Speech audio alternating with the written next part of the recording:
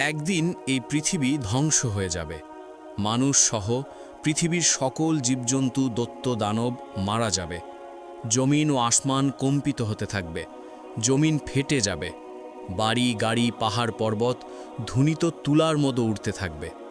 অতঃপর শুরু হবে এক নতুন জীবন। সেই জীবনের নাম আখিরাত।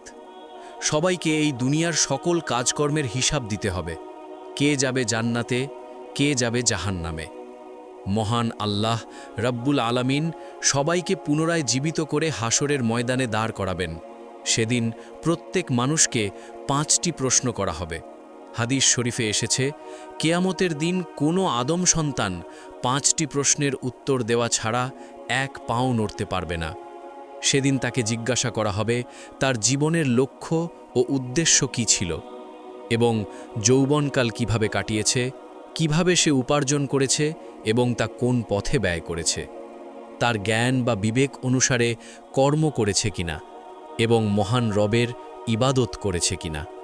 যিনি তার নিজের স্ত্রীকে আগুনে পুড়িয়ে হত্যা করেছে, অতঃপর সে জাহান্নামী। অনেক টাকা পয়সা থাকা সত্ত্বেও দান খয়রাত করে নাই, অথচ সেই টাকা দিয়ে নেশা করেছে, অতঃপর সে জাহান্নামী। যে ব্যক্তি একটি মেয়ের সাথে জিনা করেছে এবং সর্বদা খারাপ কাজে লিপ্ত থাকত, অতঃপর সে জাহান্নামী। নিজের স্বামী থাকা সত্ত্বেও অন্য পুরুষের সাথে জিনায় লিপ্ত হয়েছে, অতঃপর সে জাহান্নামী।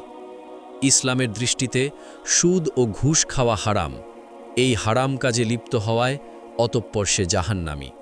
যে ব্যক্তি আল্লাহ ব্যতীত অন্যজনকে রব স্বীকার করেছে এবং মূর্তি পূজা করেছে, অতঃপর সে জাহান্নামী। যারা তাদের কৃতকর্মের কারণে জাহান্নামে যাবে, তারা অনন্তকালের জন্য জাহান্নামের কঠিন শাস্তি ভোগ করতে থাকবে। অন্যদিকে যে ব্যক্তি গরিব মানুষের পাশে দাঁড়িয়েছে এবং দান খয়রাত করেছে, অতঃপর সে জান্নাতি। যে হালাল পথে টাকা রোজগার করেছে এবং নামাজ কালাম আদায় করেছে, অতঃপর সে জান্নাতি। যে অসহায় মানুষদের সেবা যত্ন করেছে এবং মানুষের উপকার করেছে, অতঃপর সে জান্নাতি।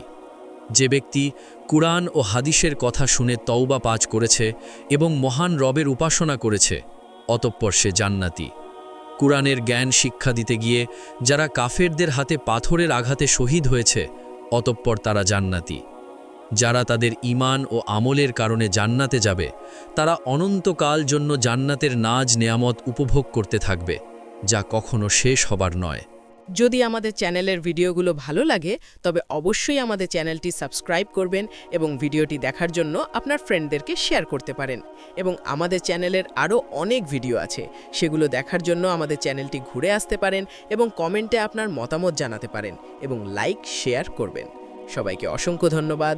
আসসালামু আলাইকুম।